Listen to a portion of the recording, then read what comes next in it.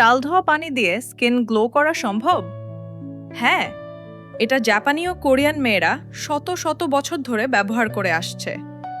আজকের ভিডিওতে দেখাবো রাইস ওয়াটার দিয়ে স্কিন ব্রাইট, গ্লোয়িং এবং স্মুথ করার সঠিক হ্যাক।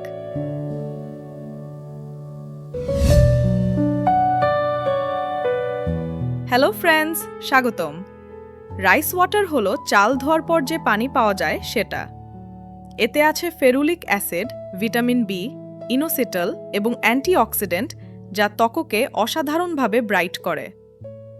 আজ আমি তোমাদের বলবো রাইস ওয়াটারের সঠিক উপায় এবং বিভিন্ন হ্যাক।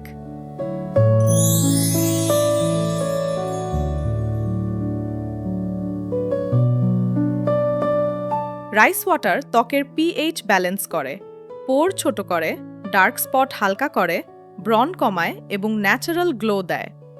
এটা ত্বককে খুব আলতো করে এক্সফোলিয়েট করে।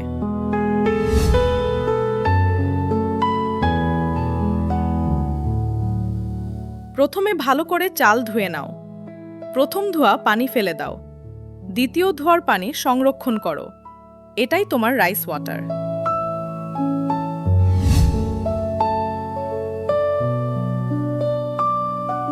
প্রথম হ্যাক, রাইস ওয়াটার দিয়ে প্রতিদিন মুখ ধোয়া অথবা কটন দিয়ে মুছে নাও।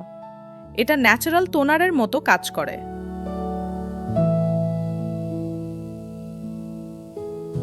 দ্বিতীয় হ্যাক, রাইস ওয়াটার ঘরের তাপমাত্রায় 1 থেকে 2 দিন রেখে ফার্মেন্ট করো। এটা আরও শক্তিশালী হয়।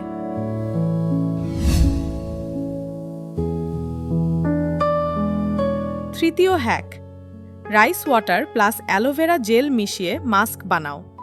15 মিনিট লাগিয়ে রাখো।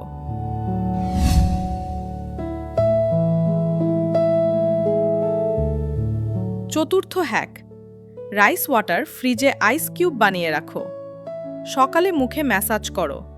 এটা পাফিনেস কমায় এবং গ্লো বাড়ায়।